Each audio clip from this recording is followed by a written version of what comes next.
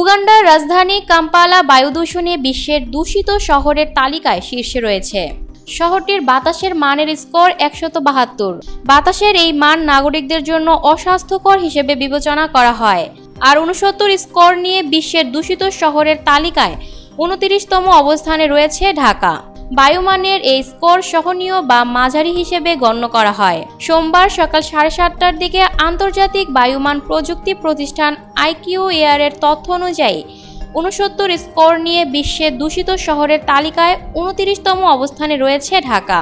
বায়ুমানের এই স্কোর দূষণের দিক থেকে মাঝারি হিসেবে গণ্য করা হয়। ওয়ার্ল্ড হেলথ অর্গানাইজেশনের মতে বায়ু দূষণের কারণে প্রতি বছর বিশ্বব্যাপী আনুমানিক ৭০ লাখ মানুষের মৃত্যু হয়।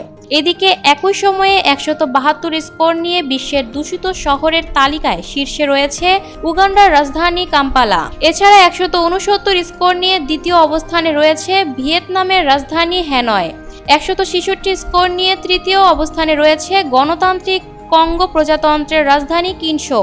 ১৫৩ স্কোর নিয়ে চতুর্থ অবস্থানে রয়েছে ফিলিপাইনের রাজধানী ম্যানিলা এবং পঞ্চম অবস্থানে থাকা সংযুক্ত আরব আমিরাতের দুবাই শহরের স্কোর ১৪৯।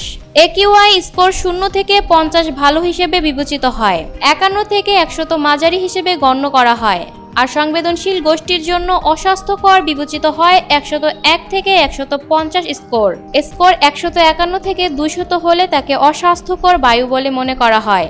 ২০১ থেকে ৩০০ এর মধ্যে থাকা AQI স্কোরকে খুব অস্বাস্থ্যকর বলা হয়। এই অবস্থায় শিশু, প্রবীণ এবং অসুস্থ রোগীদের বাড়ির ভেতরে এবং অন্যদের বাড়ির বাইরের কার্যক্রম সীমাবদ্ধ রাখার পরামর্শ দেওয়া হয়ে থাকে।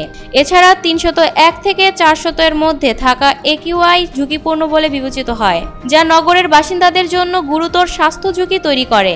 Lucky Akter, people voice television, Dhaka.